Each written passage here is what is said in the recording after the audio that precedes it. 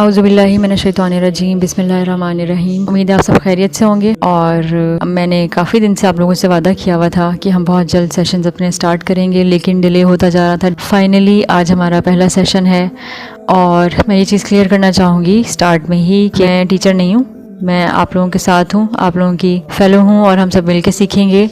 جو چیز مجھے آتی ہوگی میں آپ سے شیئر کروں گی، اور جو چیز آپ کو آتی ہوگی آپ مجھ سے شیئر کریں، مل جل کر سب لوگ کریں گے تو انشاءاللہ بہتری آ جائے گی کچھ نہ کچھ۔ تو کریٹیکل تھنکنگ کی کلاسز سٹارٹ کرنے سے پہلے میں نے جو آپ لوگوں کے ساتھ اپنا ایک شیڈیول شیئر کیا تھا، اس میں میں نے نو یور گریس کے نام سے ایک اور سیشن کی سیریز انٹروڈیوس کروائی تھی، اور اس کا مقصد یہی ہے کہ ہم نے اپنے آپ کو جس پستی میں گرا دیا ہم واپس اپنے آپ کو اٹھا سکیں، اور ہم جان سکیں کہ ہماری اصل گریس کیا تھی، اللہ تعالیٰ نے ہم سے کیا ایکسپیکٹیشنز رکھی تھیں، ہمیں کیا عزت دی تھی، اور ہمارا مقام و مرتبہ کیا تھا۔ اور مجھے لگا کہ سب سے زیادہ ضروری ہوتا ہے کچھ بھی کرنے سے پہلے کہ ہمیں اپنا مقصد پتہ ہو، اللہ تعالیٰ کی پہچان ہو، اللہ تعالیٰ کا ہمیں کچھ نہ کچھ تعارف ضرور ہو، جنت اور جہنم کا تعارف ضرور ہو۔ اس کے بعد ہم تعین کر سکیں کہ اپنی زندگی کو کس طرف لے کے جانا ہے، کیسے ڈھالنا ہے۔ بیسک چیزیں ہیں، ان کا پتہ ہونا میرے نزدیک بہت ضروری ہے، کیونکہ میری اپنی زندگی 99 موسٹ بیوٹیفل نیمز آف اللہ سبحانہ و تعالیٰ کو اچھی طرح سمجھنے کے بعد بدلی تھی۔ تو انشاءاللہ میں آپ سے ضرور شیئر کروں گی جو بھی میں نے سیکھا ہے، اور جو آپ لوگوں نے سیکھا ہے وہ آپ لوگ بھی مجھ سے شیئر کیجیے گا۔ تو انشاءاللہ آج کی ہم سیریز کا سٹارٹ کرتے ہیں۔ اچھا، یہ بھی میں ایک چیز شیئر کرنا چاہوں گی کہ ہم جو بھی سیکھیں گے، جو بھی کریں گے، جو بھی سیریز ہماری کمپلیٹ ہوتی جائے گی، ساتھ ساتھ ہم ہوم ورک بھی کرتے رہیں گے، اور ساتھ ساتھ ہماری بک ریڈنگ چلتی رہے گی۔ اس کے علاوہ ہر سیریز کے اینڈ پہ آپ لوگوں کا ایک چھوٹا سا ٹیسٹ ہوا کرے گا، اور ٹیسٹ کے بعد سرٹیفکیٹس ملا کریں گے۔ تو آپ لوگوں نے بہت محنت کرنی ہے۔ اب ساری ایکٹیویٹیز، اپنی ایکسٹرا ایکٹیویٹیز جو لائف کا حصہ تھیں، سالگرہ، تقریب، پارٹیاں، یہ سب آپ لوگ اب چھوڑ دیں، کیونکہ اب ہم بڑے ہو گئے ہیں، اور ہم نے اب انشاءاللہ آگے کی جنریشنز کو سنبھالنا ہے۔ جو تباہی ہو چکی ہے اب تک، ہم تک آ کے رک جانی چاہیے، ہم سے آگے نہیں جانی چاہیے۔ جو تباہی بڑوں کے ٹائم پہ ہو گئی اس کا ہم کچھ نہیں کر سکتے تھے، لیکن جو ہمارا ٹائم ہے اس ٹائم کو ہم ضرور سنبھال سکتے ہیں۔ ایٹ لیسٹ اس سارے ڈیزاسٹر کو ہم یہیں روک سکتے ہیں، آگے نہیں جانے دیں گے۔ آگے ہم نے بہتر چیزیں ٹرانسفر کرنی ہے، تو ہم محنت کریں گے، اور ساری فالتو ایکٹیویٹیز اپنی زندگی سے اب ہم نکال دیں گے۔ ساری محنت اور ساری توانائیاں، سارا ہمارا وقت اب کام کی چیزوں پہ لگے گا انشاءاللہ۔ تو آج کے سیشن کا ہم اسٹارٹ کرتے ہیں، اور اسٹارٹ یہاں سے کرتے ہیں کہ میں آپ لوگوں سے چاہتی ہوں کہ آپ لوگ امیجن کریں وہ والا منظر جب آپ، میں اور باقی تمام ارواح، حضرت آدم علیہ السلام سے لے کر قیامت تک آنے والا آخری انسان بھی، ہم سب لوگ وہاں موجود تھے اللہ تعالیٰ کے حضور، بہت پرجوش، بہت کانفیڈنٹ۔ اللہ نے ہم سے پہلے آسمانوں، زمینوں اور پہاڑوں پر اپنی خلافت پیش کی تھی، لیکن ان سب کو اپنی طاقت کی کمی کا ادراک تھا، وہ سیلف اویئر تھے، اس لیے انہوں نے اس بار امانت کو اٹھانے سے اللہ تعالیٰ سے معذرت کر لی تھی، کیونکہ وہ جانتے تھے کہ وہ بے بس ہیں، اتنے طاقتور نہیں ہیں کہ اس بھاری ذمہ داری کو اٹھا سکیں۔ میں سائیکلوجیکلی اس وقت بات کر رہی ہوں، ہم چیزوں کو سائیکلوجیکلی بھی دیکھیں گے انشاءاللہ۔ سیلف اویئر تھے وہ، اس سے مراد یہ ہے کہ ہر مخلوق کے اندر کمی ہے، کوتاہی ہے، کوئی بھی مخلوق پرفیکٹ نہیں ہے، پرفیکٹ صرف اللہ تعالیٰ کی ہستی ہے۔ تو جب آسمانوں، زمینوں اور پہاڑوں پر خلافت کی ذمہ داری پیش کی گئی، اللہ تعالیٰ نے اپنی امانت پیش کی، تو انہوں نے معذرت کا اظہار کر لیا، انہوں نے اللہ تعالیٰ کے سامنے بے بسی اور عاجزی کا اظہار۔ وہ اپنی اصل سے واقف تھے، جانتے تھے کہ اتنے بھاری بار امانتوں کو اٹھانے کے اہل نہیں ہیں۔ کیا تم میرے نائب ہونا قبول کرتے ہو؟ نہیں ہمارے پروردگار، تیرا نائب ہونا اتنا بڑا اعزاز نہیں رب، ہم خطا کار ہیں، ہم بھول چوک سکتے ہیں، ہم تجھے ریپرزینٹ کرنے سے عاجز ہیں۔ ایک فلا لیس ہستی کا نائب ہونا یعنی ہم اس کے اہل نہیں۔ اس نااہلی کے سبب میں بس اللہ کی ایک ہی صفت یعنی اللہ تعالیٰ کا فلا لیس ہونا ہی کافی تھا۔ اللہ تعالیٰ کی مکمل بھرپور ہستی جہاں سے تمام مخلوقات طاقت لیتی ہیں، ایک مکمل پرفیکٹ ہستی جس میں کوئی عیب نہیں ہے، جو مکمل ہے، بھرپور ہے، بالکل فلا لیس ہے، کوئی کمی نہیں ہے، کوئی تو ایک خطا کار، بار بار غلطی کرنے کی گنجائش رکھنے والی مخلوق ایسی ہستی کی نائب کیسے ہو سکتی ہے جو خود غلطیوں اور کمیوں سے پاک ہو؟ نائب تو ریپریزنٹیٹر ہوتا ہے نا، جیسے مثال کے طور پر اگر میں خود معذور ہوں اور میں ریس میں دوڑ لگانے والے کسی شخص کی نمائندگی کرنے لگ جاؤں تو یہ پاسبل نہیں ہے نا، जस्टिफाइड नहीं है, सब क्वेश्चन मार्क लगा देंगे कि तुम रिप्रेजेंट कैसे कर रही हो एक दौड़ लगाने वाले इंसान को। जब हम किसी को रिप्रेजेंट कर रहे होते हैं तो उसका मतलब यही होता है कि जिसको हम रिप्रेजेंट कर रहे हैं उसका कुछ ना कुछ अक्स या उसकी झलक या उसकी कोई परछाई हमारे अंदर मौजूद है। तो ऐसा नहीं होता कि बिल्कुल भी वो क्वालिटीज़ हमारे अंदर ज़ीरो लेवल पे हों और हम रिप्रेजेंट करना शुरू कर दें। लेकिन इंसान जालिम और जाहिल था। कोई बता सकता है कि जालिम और जाहिल का क्या मतलब होता है? अनीस, आप बताएंगे? अस्सलाम वालेकुम रहमतुल्लाह जी। जो आपने पूछा ना कि जुल्म क्या है, तो जितना मेरे इल्म में है, सबसे पहले हमें ये जानना चाहिए कि जुल्म की डिफिनीशन क्या है।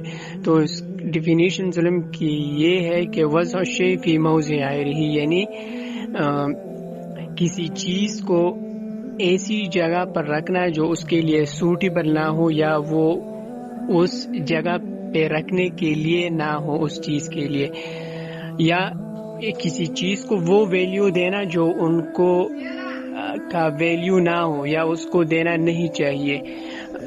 इसको मैं मिसाल से समझाता हूँ।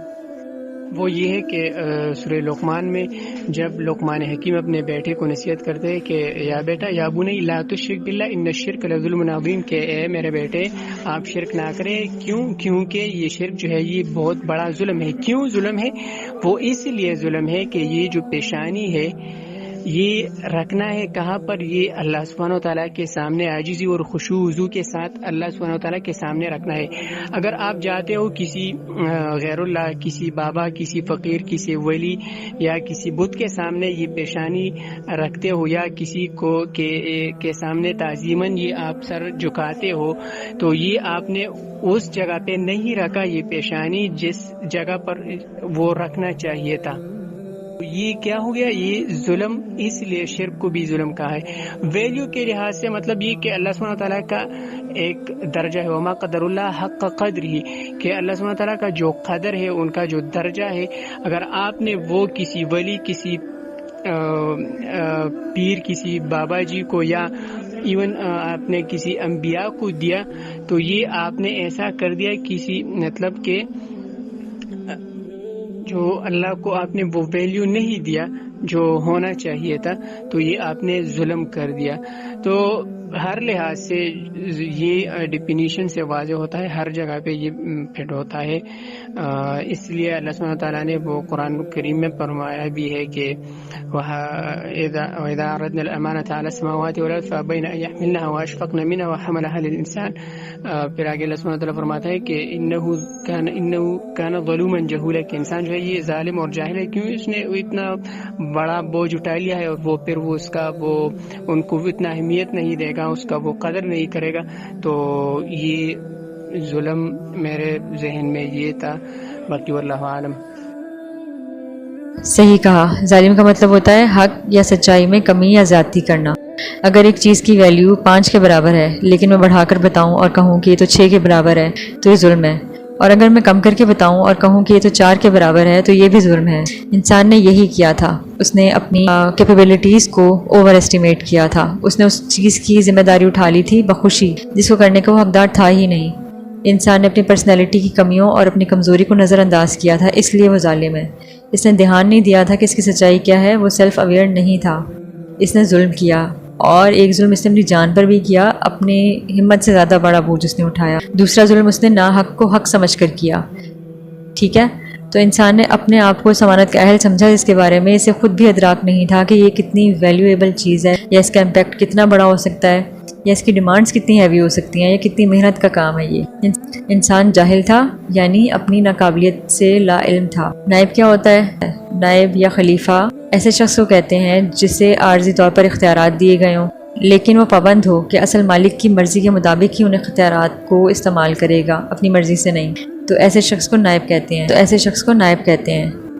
अब ये भी अल्लाह ताला क्लियर कर चुके थे। सूरह अराफ की आयत हैं जिसमें उन्होंने बताया है कि इस वादे का मकसद क्या था, जो वादा हमसे लिया गया कि क्या मैं तुम्हारा परवरदिगार नहीं। वो वादा इसलिए था कि हम भूल ना जाएं और रोज़े आखिरत बहाने ना लगाएं कि हमें तो कुछ मालूम ही नहीं था, हमारे तो बड़े शिर्क किया करते थे, हम तो इनकी देखा देखी शिर्क में पड़ गए, हमारा क्या कसूर। भाई, आपको अहद अलस्त याद हो या ना याद हो, हमें अल्लाह ने दिमाग दिया है ताकि इर्द गिर्द गौर व फिक्र करके अल्लाह को पहचान सके। यहाँ इन आयात में अल्लाह ताला ने मोटिवेशनल स्पीच दी है کہ لوگوں چاہے پوری قوم ایک طرف جا رہی ہو، شرک میں مبتلا ہو جائے، پھر بھی اکیلے تم سب کچھ کر سکتے ہو، موجوں کے بہاؤ سے الٹا چل سکتے ہو، زمانے سے الٹا چل سکتے ہو، اپنی ایک الگ پوری آئیڈینٹی بنا سکتے ہو.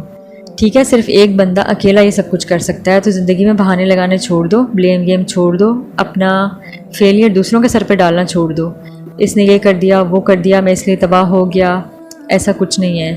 صدف آپ میں طاقت ہے اکیلے چلنے کی، ہیرا میں بھی طاقت ہے اکیلے چلنے کی، زمانے کا مقابلہ کرنے کی، زمانے سے الٹا چلنے کی. اسامہ میں بھی یہ طاقت ہے، عائشہ میں بھی یہ طاقت ہے، ہم سب میں یہ طاقت ہے زمانے سے الٹا چلنے کی، ساری روایت کو توڑنے کی ہم سب میں طاقت ہے. سسرال والے کیا کہتے ہیں، معاشرے والے کیا کہتے ہیں، فلانے رشتہ داروں کا اسٹیٹس کیا ہے، ان کے سامنے خود کو ثابت کرنا ہے، وہ آنٹی کیا سوچیں گی، وہ انکل کیا کہیں گے.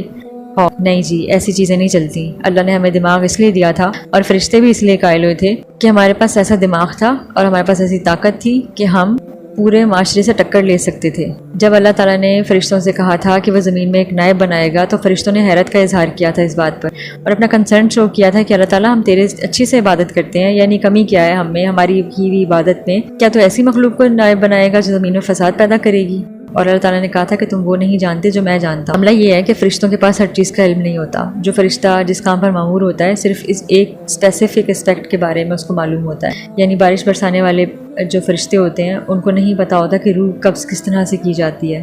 ٹھیک ہے، تو اللہ تعالیٰ نے جب آدم علیہ السلام کو کچھ نام سکھائے، تو آدم علیہ السلام نے سکھائے گئے علم کی بیسس پر وہ تمام نام بتا دیے جو فرشتے بھی نہیں جانتے تھے، اور وہ قائل ہو گئے انسان کی قابلیت کے، انسان کے دماغ کے استعمال پہ. ایک چیز سیکھ کر اسے مزید ایکسپلور کرنے کا فن اللہ تعالیٰ نے آدم علیہ السلام کو دیا تھا، اس لیے فرشتے قائل ہو گئے تھے، حیرت میں پڑ گئے تھے. ٹھیک ہے، تو دیکھیں سوچنے سمجھنے کی صلاحیت کتنی بڑی صلاحیت ہے، کتنی بڑی طاقت ہے یہ. تو کیا جاننے والے اور نہ جاننے والے برابر ہو سکتے ہیں؟ بالکل نہیں. اب آپ مجھے بتائیں کہ جب انسان کو اتنی طاقت دی گئی ہو تو وہ طاقت بلا وجہ تو نہیں ملتی نا.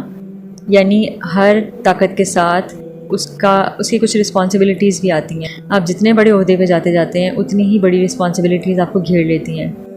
تو پھر جب ہمیں خلافت کی طاقت ملی تو اس طاقت کا کوئی مقصد بھی تو ہوگا، اور یہ مقصد بھی اللہ تعالیٰ نے قرآن مجید میں ہی بتا دیا تھا کہ زمین میں انصاف قائم کرنا اور اللہ کے دین کا نفاذ. تو اللہ کے دین کے نفاذ کا کیا مطلب ہے؟ یعنی لوگوں کو زندگی گزارنے کے وہ رولز دینا جو اللہ تعالیٰ نے ہمیں بتائے ہیں. پوری دنیا کے انسانوں کو اللہ تعالیٰ کے رولز کے مطابق لے کر آنا، اور اس طرح کا سسٹم کریٹ کرنا کہ سب اللہ تعالیٰ کی مرضی کے مطابق چلے، پوری دنیا میں اللہ تعالیٰ کی مرضی چلے.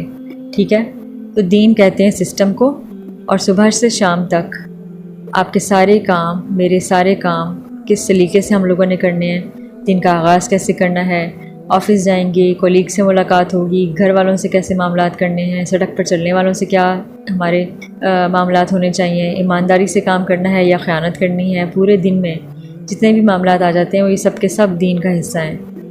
ان کا سلیقہ یا ان کو کرنے کا طریقہ یہ دین کا حصہ ہے. دین نے ہر ایک چھوٹے سے چھوٹا پوائنٹ اور بڑے سے بڑا پوائنٹ ہمیں کلیئر کر کے بتایا ہے. اور دیکھیں ہم ان سب معاملات پر فوکسڈ ہو کر اگر محنت کریں یا اچھے طریقے سے اپنی ذمہ داریاں نبھانا شروع کر دیں، تعلقات نبھانے شروع کر دیں، تو انصاف خود بخود قائم ہونا شروع ہو جائے گا. یہ میں ہمیشہ سے ہی کہتی آئی ہوں کہ اگر پوری دنیا اسلام پر چلنا شروع کر دینا تو کسی انسان کا دل نہیں دکھے گا. ایٹ لیسٹ کسی انسان کی وجہ سے کسی انسان کا دل نہیں دکھے گا. اگر دل دکھا ہوگا تو پھر وہ نیچرل ڈیزاسٹر یا ایسی کسی چیز پہ دکھے گا. کیونکہ اسلام پہ چلنے کے بعد ہمیں ہماری باؤنڈریز پتہ ہوتی ہیں. ہمیں پتہ ہوتا ہے ہم نے بیک بائٹنگ نہیں کرنی، ہمیں پتہ ہوتا ہے ہم نے الزامات نہیں لگانے، ہمیں پتہ ہوتا ہے تصدیق کیے بغیر بات آگے پھیلانی نہیں ہے. پتہ ہوتا ہے کہ خوش اخلاقی سے ملنا ہے، پتہ ہوتا ہے کہ معاف کرنا ہے، پتہ ہوتا ہے کہ درگزر سے کام لینا ہے، پتہ ہوتا ہے کہ مسکرا کر ملنا ہے. بہت ساری چیزیں ہیں، بہت ساری چیزیں ہیں. پتہ ہوتا ہے کہ معافی مانگ لینی جب اپنی غلطی سامنے آ جائے. ٹھیک ہے، تو یہ بہت ساری چیزیں ہیں. میں اگر یہ سارا کچھ کرنا شروع کر دوں تو میرے ارد گرد کے لوگوں کا تو دل نہیں دکھے گا نا میری وجہ سے، یا دوسرے لوگ اگر یہ سب کچھ میرے ساتھ کرنا شروع کر تو ظاہر ہے ان کی وجہ سے میرا دل بھی نہیں دکھے گا. تو آپ اسلام نے جتنے بھی ہمیں معاملات کرنے کے طریقے بتائے ہیں ان کو آپ خود ایک ایک کو پرکھ کر دیکھ لیں کہ اگر اس کو زندگی میں شامل کیا جائے تو کسی کا دل دکھے گا یا نہیں. آپ خود ٹیسٹ کر کے دیکھ لیں. لیکن پھر کچھ شرپسند عناصر بھی ہوتے ہیں جو معاشرے میں فساد پھیلاتے ہیں، تنگ کرنے والے لوگ ہوتے ہیں. وہ ایسے لوگوں کو بزور طاقت تابع کیا جاتا ہے یا اللہ تعالیٰ کے دین کے تابع لے کے آنا ہے. اللہ تعالیٰ جانتے تھے، اللہ تعالیٰ نے اس کا بھی ہمیں حل دیا ہے کہ پھر وہاں پہ ہماری تلوار کام کرے گی. جہاد اور قتال کے ذریعے وہاں ہم نے انصاف قائم کرنا ہے، مظلوم کی مدد کرنی ہے، اب وہ چاہے مسلمان ہو یا غیر مسلم.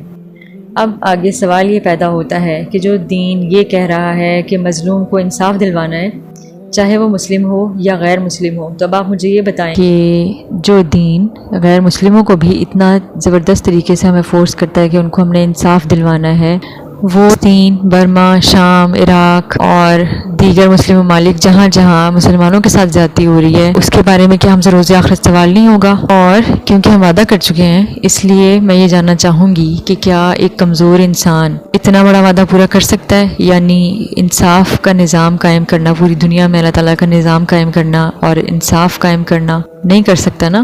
مطلب کمزور انسان تو اپنے انصاف کے لیے در بدر ٹھوکریں کھا رہا ہوتا ہے، تو وہ کسی کو کیا انصاف دلوائے گا؟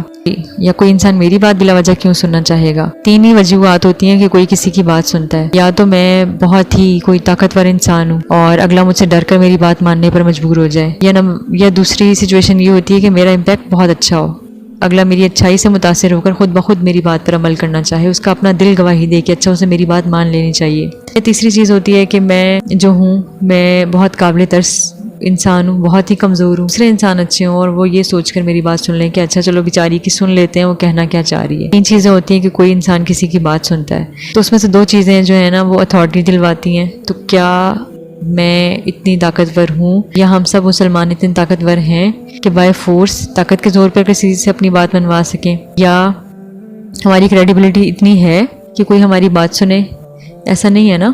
تو اللہ تعالیٰ نے ہمیں اتنی طاقت دے کر بھیجا تھا کہ ہم پوری دنیا میں نظام قائم کرنے کی اہلیت رکھتے تھے، لیکن ہم نے خود کو اتنا گرا دیا کہ دنیا ہماری خلافت قبول کیا کرتی، ہم تو الٹا ان کے تابع آ گئے۔ تو اللہ کی دی ہوئی سائیکالوجی کو چھوڑ کر گوروں کی سائیکالوجی کے تابع آ گئے ہم، اور انہیں جو ہمیں نئے نئے ازمز نکال کر دیے تھے، ہم ان کے چکروں میں ایسا پھنسے ہیں کہ ہم تو ان سے بھی آگے نکل گئے ہیں۔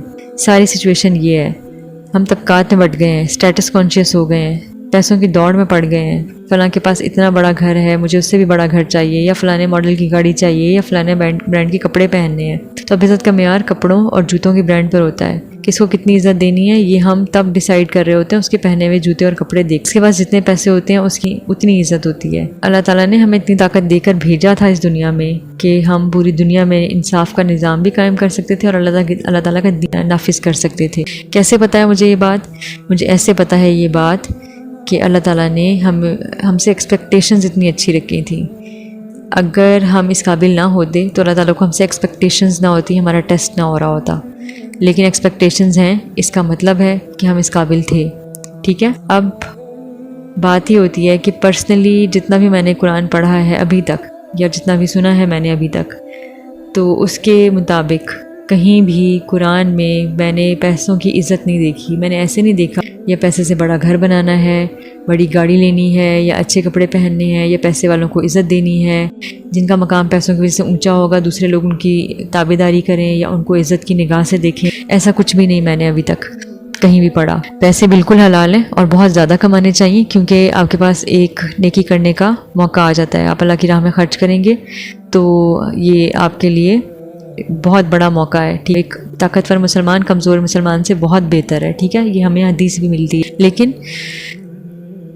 بات یہ ہے کہ پیسے حلال ہونے کے باوجود جہاں جہاں قرآن میں پیسوں کا ذکر آیا ہے، مال کا ذکر آیا ہے، وہاں وہاں صرف پیسے خرچ کرنے کا ذکر آیا ہے۔ اللہ تعالیٰ نے جہاں بھی پیسے کا ذکر کیا ہے وہاں اس کا مصرف بھی بتایا ہے۔ پیسے اللہ کی راہ میں لگانے کے لیے ملے تھے، پیسے جوڑنے کے لیے نہیں ملے تھے۔ پیسے رحمت نہیں ہے، امتحان ہے۔ ہم نے امتحان کو بہت ہی ہلکا لے لیا ہے، بہت کیجول لے لیا ہم نے۔ بچوں کو پڑھانا ہے، سی ایس ایس آفیسر لگوانا ہے، کیونکہ سی ایس ایس کے بعد پولیس میں جائے گا، تب اوپر کے پیسے بھی بہت زیادہ آئیں گے۔ بچے کو ڈاکٹر بنانا ہے، کیونکہ آج کل ڈاکٹرز جو ہیں نا وہ سمپل میڈیسن سے بھی اگر علاج ہوتا ہو تو وہ علاج نہیں کرتے ہیں، وہ آپریشن کرتے ہیں تاکہ ڈھیر سارے پیسے بنا سکیں۔ اور بڑا گھر بنانا ہے تاکہ بیٹی کے رشتے اچھے بڑے گھر سے آئیں، اور پھر جب اس کی شادی ہوگی تو وہ امیر گھر میں جائے گی۔ ساری گیم پیسوں کی ہے۔ ہم نے اپنی پوری زندگی پیسوں کے ارد گرد گھما دی ہے، اور اس کا کیا مطلب ہوا؟ پوری زندگی جو اللہ تعالیٰ کے ارد گرد گھومنی چاہیے تھی وہ پیسے کے گرد گھوم رہی ہے، تو اس کا کیا مطلب ہوا؟ اس کا مطلب ہوا کہ پیسوں کو ہم نے طاغوت بنا دیا ہے۔ طاغوت کیا ہوتا ہے؟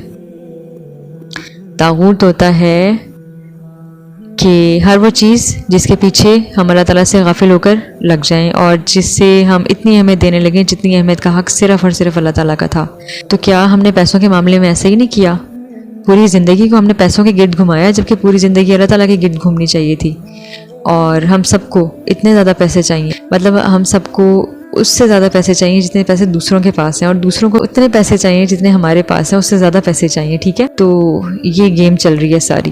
پیسوں کی بات نہیں ہے صرف، طاغوت ہم نے بہت ساری چیزوں کو بنایا ہے، لیکن جو مجھے لگا سب سے پہلے فیکٹر ڈسکس کرنا چاہیے وہ پیسے ہیں، کیونکہ میں نے بہت زیادہ پیسوں کے فتنے میں پھنستے ہوئے دیکھا ہے. پیسے کے فتنہ بہت سنگین فتنہ ہے، اور حضور پاک صلی اللہ علیہ وسلم نے بھی فرمایا تھا کہ مفہوم کچھ اس طرح سے ہے کہ مجھے اپنی امت میں پیسوں کے فتنے کی فکر ہے، یعنی میری امت کو اگر کوئی نقصان ہوگا تو وہ پیسے کے فتنے کا ہوگا، مال کے فتنے کی فکر تھی حضور پاک صلی اللہ علیہ وسلم کو ہم سے. جبکہ یہ بات بھی ہم سب لوگ جانتے ہیں کہ رزق کا ذمہ خود اللہ تعالیٰ نے اپنے ہاتھ میں لیا ہے. اب رزق کیا کیا چیزیں ہیں وہ ہم لوگ ایکسپلور کر چکے ہیں ابھی. تو ذمہ داریاں دینے کے بعد اللہ تعالیٰ نے جب رزق کا ذمہ اپنے سر لے لیا تھا تو اس کی ریزن یہی تھی کہ ہم فوکسڈ ہو کے ان چیزوں پر کام کر سکیں جن چیزوں پر اللہ تعالیٰ نے ہمیں ذمہ داری دی ہے یا ہمیں اللہ تعالیٰ نے اپنا نائب بنایا ہے. تو ان سب چیزوں کو چھوڑ کر ہم ان چیزوں میں پڑ گئے جس کا ذمہ اللہ تعالیٰ نے خود لیا تھا. بچے کی شادی کرنی ہے، رشتہ نہیں مل رہا، اس کا ذمہ اللہ تعالیٰ نے لیا ہوا ہے. رزق کیا کیا ہے؟ اسپاؤز ہے نا رزق، بچے ہیں رزق، آپ کا مال و دولت ہے رزق، آپ کا گھر ہے رزق، آپ کی صحت، توانائیاں، سب کچھ رزق ہے. جو آسائشیں آپ کے پاس ہیں سب کچھ رزق ہے. تو رزق کا ذمہ اللہ تعالیٰ نے لیا تھا، لیکن ہم ان چیزوں میں پڑ گئے جن کا ذمہ اللہ نے لیا ہے، اور ان چیزوں کو ہم نے چھوڑ دیا جو ہمارے ذمے تھیں. تو یہ ہم بالکل الٹے چکر میں پھنس گئے ہیں، بالکل الٹا سائیکل چل رہا ہے. اس سائیکل کو اب ہم نے سیدھا کرنا ہے انشاءاللہ. اللہ تعالیٰ نے قرآن میں جتنے بھی شکوہ کیا ہے کہ انسان نے اللہ تعالیٰ کو وہ حق نہیں دیا جو اللہ تعالیٰ کا حق تھا. ہمیں یہ بھی سکھایا گیا تھا کہ دوسروں کے معاملات سے بے نیاز ہو جاؤ، لیکن ہم نے دوسروں سے ایسی ریس لگائی ہوئی ہے کہ اصل مقصد جس کے لیے دنیا میں آئے تھے اسے چھوڑ چھاڑ کر ہم لوگ پیسوں کی ریس میں پڑ گئے. اور اصل مقصد کیا تھا؟ اصل مقصد تھا دین کا نفاذ اور انصاف کا قیام، اور اس کے لیے پوری کائنات کو ہمارا مسخر کیا گیا تھا. شرط صرف یہ تھی کہ کوشش کر کے دیکھو، ہمت لگا کے دیکھو، ٹرائی کر کے دیکھو، نافذ کرنے کی کوشش کرو، ٹھیک ہے؟ تو پوری کائنات تمہارے تابع. اتنی عزت ہمیں دی گئی تھی، اتنا سپیریئر بنا کے اللہ تعالیٰ نے ہمیں زمین پر اتارا تھا، اور یہی سپیریورٹی آپ کی پرسنالٹی کی میں آپ کو دکھانا چاہتی تھی. اپنے اصل کو پہچانیں، اپنے مقصد کو پہچانیں، اور جس مقصد کے لیے دنیا میں آئے اپنے آپ کو عزت دیں. جو اللہ تعالیٰ نے آپ کو عزت دی تھی اس کو پھینکیں نہیں نیچے اتار کے، اس کو واپس اپنے سر پہ سجائیں اور حق ادا کریں اس عزت کا جو اللہ تعالیٰ نے آپ کو عزت دی تھی، ٹھیک ہے؟ اللہ تعالیٰ نے ہمیں بہت بڑا بنایا تھا، پوری زمین کا ٹھیکہ ہمیں دیا ہوا تھا، اور جو جتنا بڑا ہوتا ہے اتنا ہی زیادہ وہ بانٹنے والا ہوتا ہے، اور اس کے اوپر اتنی ہی بھاری ذمہ داریاں ہوتی ہیں دوسرا کا احساس کرنے. مسلمانوں کو اللہ تعالیٰ نے بڑا بنایا تھا. اب میں مسلمان کا لفظ اس لیے استعمال کر رہی ہوں کہ اللہ تعالیٰ نے انسان کو دی تھی خلافت کی ذمہ داری. لیکن سوال یہ پیدا ہوتا ہے کہ انسانوں میں ایتھیسٹ بھی ہیں، انسانوں میں مشرکین بھی ہیں، انسانوں میں طرح طرح کے لوگ ہیں جو لوگ اللہ تعالیٰ کی توحید پر قائم نہیں رہے یا اللہ تعالیٰ کی ایگزسٹنس کو سرے سے مانتے ہی نہیں ہیں. تو وہ تو آٹومیٹکلی اس اعزاز سے محروم ہو گئے نا. جب آپ ایک چیز کو مانتے ہی نہیں ہیں تو پھر اس نے آپ کو جو بھی کہا ہو، اچھا کہا ہو یا برا کہا ہو، اس سے کوئی فرق نہیں پڑتا. اگر آپ کو خلافت کا نظام دے کے عزت دی تھی تو کوئی معنی نہیں رکھتا وہ ٹائٹل خلافت والا یا خلیفے والا. وہ صرف تب معنی رکھتا ہے جب آپ توحید پر قائم ہوں، اللہ تعالیٰ کے وجود کو جانتے ہوں، پہچانتے ہوں، پوری طرح اس پر بھروسہ رکھتے ہوں، تو پھر یہ ٹائٹل خلیفے کا آپ کو سوٹ کرتا ہے. وَمِمَّا رَزَقْنَاهُمْ يُنْفِقُونَ، جو رزق ہم نے ان کو دیا تھا اس میں سے خرچ کرتے ہیں. اس آیت پہ آپ نے کبھی غور کیا ہے؟ پوائنٹ اس میں یہ ہے، 2-3 پوائنٹس ہیں اس میں غور کرنے کے. جو رزق ہم نے انہیں دیا اس میں سے خرچ کرتے ہیں، یعنی یہاں پر یہ نہیں کہا ہوا کہ جو مال ہم نے ان کو دیا اس میں سے خرچ کرتے ہیں. ادھر کہا ہے جو رزق ہم نے ان کو دیا ہے اس میں سے خرچ کرتے ہیں. کیا کسی کو رزق کی ڈیفینیشن پتہ ہے؟ اگر کوئی بتا سکتا ہے تو پلیز اپنا مائک انمیوٹ کر کے مجھے بتائیے گا. السلام علیکم جی. آپ کا کوشچن ہے کہ رزق کیا ہوتا ہے. رزق میں بہت ساری چیزیں آ جاتی ہیں، جیسا کہ اکارڈنگ ٹو مائی نالج جو میں نے سنا ہے اس میں نہ صرف مال آپ کا رزق ہوتا ہے بلکہ اس میں آپ کی اولاد بھی آپ کا رزق ہے، اور اس کے علاوہ آپ کے والدین آپ کا رزق ہے، اور اس میں بہت ساری چیزیں آ جاتی ہیں رزق میں. تو ہم یہ نہیں کہہ سکتے کہ صرف مال ہمارا رزق ہے. ٹھیک، آپ نے ٹھیک بتایا ہے. بالکل آپ کی زندگی، آپ کا ایمان، آپ کی ایک ایک سانس، توانائیاں، آپ کی انرجیز، یہ سب رزق ہے. ہم کہاں لگاتے ہیں اپنی توانائیاں؟ ہم لگا دیتے ہیں دوسروں کی ٹو لینے میں. فلانے گھر میں آج کل کیا چل رہا ہے، ڈرامے دیکھنے میں لگا دیتے ہیں. اوہو اس ڈرامے میں یہ ہو گیا وہ ہو گیا، تمہیں پتہ چلا، اب تو مجھے اگلی قسط کا انتظار ہے. سنے ہیں نا یہ جملے، ہم نے آپس میں بات کرتے ہیں ہم یہ اس طرح سے. مجھے اس ناول کا پارٹ 2 کا انتظار ہے، کیوریوسٹی ہو رہی ہے. تو یہ جو کیوریوسٹی ہم نے ناول کے پارٹ 2 کے لیے بچا کے رکھی تھی یا ڈرامے کے اگلی ایپیسوڈ کے لیے بچا کے رکھی تھی، وہ ہم نے دین کی خاطر استعمال کرنی تھی. اپنی ساری انرجیز، توانائیاں، مال، دولت، پیسے، اولاد، اسپاؤس، اولاد کی اولاد اور ہمارا اپنا گھر، ہر ایک چیز. اب میں نے اتنے سارے نام لے لیے ہیں. مثال کے طور پر میں نے کہا ہے ہمارا اپنا گھر. اب گھر کو کیسے خرچ کرتے ہیں اللہ کی راہ میں؟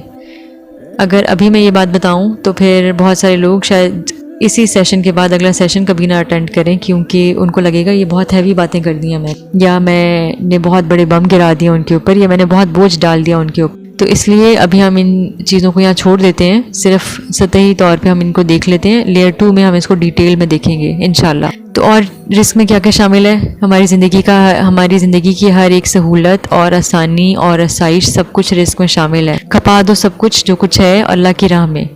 وَمِمَّا رَزَقْنَاهُمْ يُنْفِقُونَ. دوبارہ غور کریں ذرا اس کے اوپر. یہاں سے ایک اور پوائنٹ ہے. اللہ تعالیٰ نے کہا ہے وَمِمَّا رَزَقْنَاهُمْ يُنْفِقُونَ. جو رزق ہم نے ان کو دیا اس میں سے خرچ کرتے ہیں. یعنی جو رزق کی ساری چیزیں ہیں، ہماری اولاد ہے، پیسے ہیں، صحت ہے، دولت ہے، رشتے ناتے ہیں، ہماری توانائیاں ہیں، یہ سب کچھ اللہ کا دیا ہوا ہے. یعنی اس میں سے ہمارا کچھ بھی اپنا نہیں ہے. ہماری خوبصورتی، ہمارا گھر، ہمارا بینک بیلنس کچھ بھی ہمارا اپنا نہیں ہے. یہ جو ہم اسٹیٹس کی باتیں کرتے ہیں نا، بڑے اونچے اونچے بن کے پھرتے ہیں اپنے رشتہ داروں میں، اس میں سے کچھ بھی ہمارا نہیں ہے. یہ عزت ہماری اپنی نہیں ہے کمائی ہوئی. یہ سب کچھ اللہ تعالیٰ نے ہمیں دیا تھا. یہ جو ہمارے پاس فری ٹائم ہوتا ہے، جو ہم ادھر ادھر باتیں کر کے، سو کر یا ہنسی مذاق کر کے ضائع کر دیتے ہیں، یہ بھی ہمارا اپنا نہیں ہے. کوئی ایک چیز ہماری نہیں ہے. ایک یہ سانس، یہ جو میں آپ سے انٹرنیٹ پہ باتیں کر رہی ہوں، یہ موبائل ڈیٹا جو میں یوز کر رہی ہوں، یا ہم موبائل یا ہینڈس فری جو میرے پاس ابھی مائک یوز کر رہی ہوں میں، کچھ بھی ایک ٹکے کی چیز میری اپنی نہیں ہے. تو جب اللہ تعالیٰ کے کام کے لیے اللہ تعالیٰ کی ہی دی ہوئی چیزوں میں سے کچھ لگانا پڑ جائے تو ہمیں اتنی تکلیف کیوں ہوتی ہے؟ ہم تو ایک سانس کے لیے اللہ تعالیٰ کے مقروض ہیں. ایک سانس ہماری اپنی مرضی سے ہماری نہیں ہے، ہمارے اختیار میں نہیں ہے. سب کچھ اللہ تعالیٰ نے دیا ہوا ہے. ٹھیک ہے. اس آیت کے اندر ایک اور پوائنٹ اب قابل ذکر جو ہے وہ بھی میں آپ سے شیئر کر دیتی ہوں. اس آیت میں جو لفظ استعمال ہوا ہے وہ انفاق کا لفظ استعمال ہوا ہے. وَمِمَّا رَزَقْنَاهُمْ يُنْفِقُونَ. انفاق سے نکلا ہوا ہے نا یہ. تو انفاق کس کو کہتے ہیں؟ انفاق کہتے ہیں کسی شے کا لگ جانا، خرچ ہو جانا، کھپ جانا، استعمال ہو جانا. پورے کا پورا اٹھا کے آپ کسی چیز کو کسی مقصد کے لیے تھوپ دیں. تو جب تھوپتے ہیں یا کھپ جاتی ہے کوئی چیز کسی مقصد کے اوپر، تو اس کا مطلب آپ سمجھ رہے ہیں نا اس بات کی. اس کا مطلب یہ ہوتا ہے کہ جتنی بھی وہ چیز تھی اٹھا کے پوری کی پوری آپ نے تھوپ دی ایک مقصد کے اوپر. اس میں سے کچھ بھی بچا کے اپنے لیے علیحدہ نہیں رکھا آپ نے. جو کچھ تھا، جتنا بھی تھا اور جیسا بھی تھا، سب اٹھا کے تھوپ دیا اوپر، خرچ کر دیا، بچایا نہیں کچھ بھی. نفق الفرض، گھوڑا مر گیا، کام آ گیا، خرچ ہو گیا. ٹھیک ہے. تو ایک حدیث کا مفہوم ہے کہ انسان کے اعمال میں کوئی چیز اتنی کام نہیں آتی جتنا اس کے وہ ریسورسز، جتنا وہ جانور جو اللہ کی راہ میں مر گیا ہو. اب یہاں جانور کا ذکر ہوا ہے. جہاد ہوتے تھے وہ میدان جنگ میں جا کر گھوڑوں پر جا کر سوار ہو کے اونٹوں پہ جاتے تھے.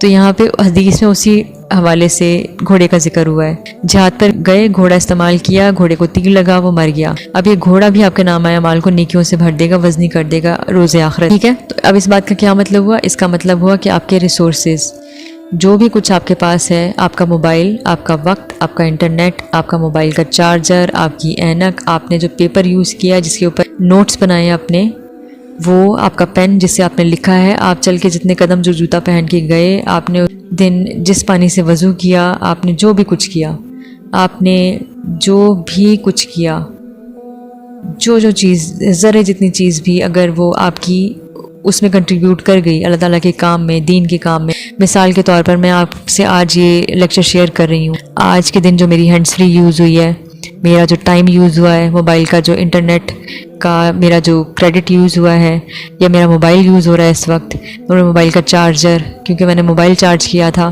اور کھانا جو میں کھا کے نکلی ہوں گھر سے کیونکہ میں نے آ جا کے بولنا تھا، مجھے انرجی کی ضرورت تھی. اگر کھانا نہیں کھایا ہوتا تو مجھ سے بولا نہ جاتا. ہر ایک چیز. پانی سے وضو کر کے نکلی ہوں، پانی جس سے میں نے وضو کیا ہے، سارے کا سارا پانی، ایک ایک قطرہ اس کا، ایک ایک چھینٹ اس کی. ٹھیک ہے. اور پینے والا پانی، جتنی کوئی بھی چیز جو لگ گئی کنٹریبیوشن میں کہ یہ لیکچر آپ تک پہنچ سکے، وہ ہر ایک چیز نامہ اعمال کو روز آخرت بھاری کر دے گی. اللہ تعالیٰ قبول فرمائے. اللہ تعالیٰ ہمیشہ ریاکاری سے بچا کے رکھے. اللہ تعالیٰ ہمیشہ اپنے مقصد کے لیے کھپا دے، خرچ کر دے. اور اللہ تعالیٰ قبول فرما لے, اللہ تعالیٰ رائے گاہ نہ جانے دے, اللہ تعالیٰ غرور سے بچا لے. تو یہ دعائیں میں سب کے لیے کرتی ہوں, آپ لوگ بھی کیا کریں. جو کوئی انسان کبھی زندگی میں کچھ اچھا کر گیا ہے آپ کے ساتھ, اس کے لیے دعائیں کیا کریں تاکہ اس کی آخرت کا کوئی نقصان نہ ہو. یہ نہ ہو کہ کچھ ایسا اس سے غلطی ہو جائے کہ دنیا میں ہی سب کچھ اس کو حساب برابر ہو جائے, آخرت میں اس کو کچھ مل نہ سکے وہاں پہ. یہ بہت بڑا خسارہ ہے. تو مجھے بھی دعاؤں میں یاد رکھیں اور بھی خیال رکھیے گا. بہت زیادہ سیشن کافی لمبا ہو گیا ہے, ہم اس کو یہیں پہ کنکلوڈ کرتے ہیں آج انشاءاللہ. آپ کے جو بھی سوالات ہوں گے اس سیشن سے ریلیٹڈ کائنڈلی آپ نے گروپ میں وہ پوچھنے ہیں. انیس احمد کو آپ نے ٹیگ کرتے جانا ہے ساتھ ساتھ. جی میرا کوشچن یہ تھا کہ جو ہماری ڈسکشن ہوتی ہے اس کے اندر سے کوشچن ہمیں خود نکالنے ہیں یا پھر ہمیں بعد میں گروپ میں پرووائڈ کیے جائیں گے؟ اس پورے سیشن میں جو بھی مین پوائنٹس یوز ہوئے ہیں ان سب کا آپ نے قرآن اور حدیث سے ریفرنس ڈھونڈنا ہے. ہم ریفرنس ڈھونڈنے کی پریکٹس کریں گے. ہمیں عادت پڑے ریسرچ کرنے کی, پڑھنے کی, خود سے دماغ استعمال کرنے کی. جی آپ نے ابھی جتنے بھی پوائنٹس بولے وہ سب بہت زیادہ امپورٹنٹ ہیں اور ان سب پہ غور و فکر کرنا بھی بہت ضروری ہے. اور سب سے پہلے آپ نے جو بولا وہ یہ کہ ہمیں سب سے پہلے اپنے آپ کو پہچاننے کی ضرورت ہے.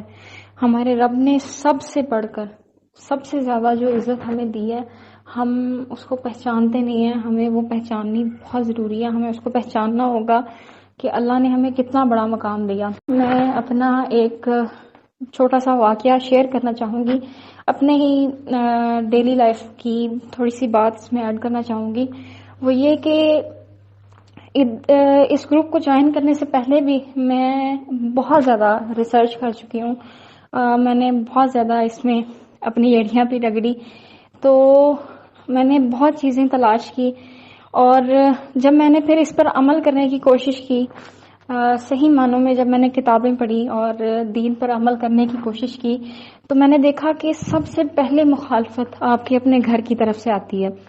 جس طرح اللہ تعالیٰ نے کہا کہ تمہارے باپ دادا, تو وہ باپ دادا اگر وہ لیا جائے تو میں نے دیکھا کہ میرے اپنے باپ دادا یعنی کہ اپنے گھر والوں کی طرف سے سب سے بڑی مخالفت آئی مجھے. یہاں تک کہ میرے اپنے فادر سے مجھے ایکسٹریمزم کا ٹیگ بھی ملا کہ تم تو اس کی طرف جا رہی ہو, ادھر سے ہٹ جاؤ. تو آپ کے بڑے بھی بہت ساری چیزیں ہمارے بڑے ہمارے باپ داداؤں سے ویسے ہی لیتے ہیں اور پھر وہ ہمیں بھی کہتے ہیں کہ یہ بالکل ٹھیک ہے, آپ نے بھی اسی پر ہی چلنا ہے. تو ایسا نہیں ہے. اور جب بھی مجھ پر کوئی مخالفت ہوتی ہے تو مجھے خوشی ہوتی ہے کیونکہ ہمارا ماننا ہے کہ جب بھی مشکل راستہ ہمارے زندگی میں آتا ہے تو یہی صحیح راستے کی پہچان ہے. جی بالکل ایسے ہی ہے صدف, بالکل ایسے ہی ہے. اور آپ نے خود بھی آبزرو کیا ہوگا کہ آپ کو کتنی طاقت محسوس ہوتی ہے جب بھی ہم کسی ایسی مشکل سچویشن سے گزرتے ہیں اور اس کو بہادری سے فیس کر لیتے ہیں. تو نیکسٹ ٹائم جب کوئی اور اس سے زیادہ مشکل سچویشن آئے گی تو آپ مزید زیادہ طاقتور فیل کریں گی خود کو اس سے گزرنے کے بعد. تو یہ جو چیزیں آتی ہیں, سچویشنز آتی ہیں, تو ہمیں آتی ہی بہادر بنانے کے لیے ہے نا. تو مجھے بہت خوشی ہوتی ہے اس پہ, نہ مجھے کوئی اس پہ افسوس نہیں ہوتا کہ کوئی مجھے ایسے کہہ رہا ہے, بلکہ مجھے خوشی ہوتی ہے. اور انشاءاللہ آگے بھی جتنے امتحان آئیں گے ہم اس کو ضرور پورا کریں گے بغیر کسی مایوسی کے. اور جتنی بھی مشکلات ہماری زندگی میں آئیں گی ہم اس پر افسوس نہیں بلکہ اس پر خوشی منائیں گے کیونکہ یہی ہمارے راستے کی پہچان ہے. جزاک اللہ خیرہ. Thank you for your valuable feedback Sadaf. بہت اچھا لگا آپ کی ہمیں اوپینین سن کے. تو آج کے سیشن کو یہیں کنکلوڈ کرتے ہیں. میں آپ سے اجازت چاہتی ہوں. انشاءاللہ بہت جلد نیکسٹ سیشن میں ملیں گے. دعاؤں میں یاد رکھیے گا, اپنا بہت خیال رکھیے گا. السلام علیکم ورحمۃ اللہ وبرکاتہ.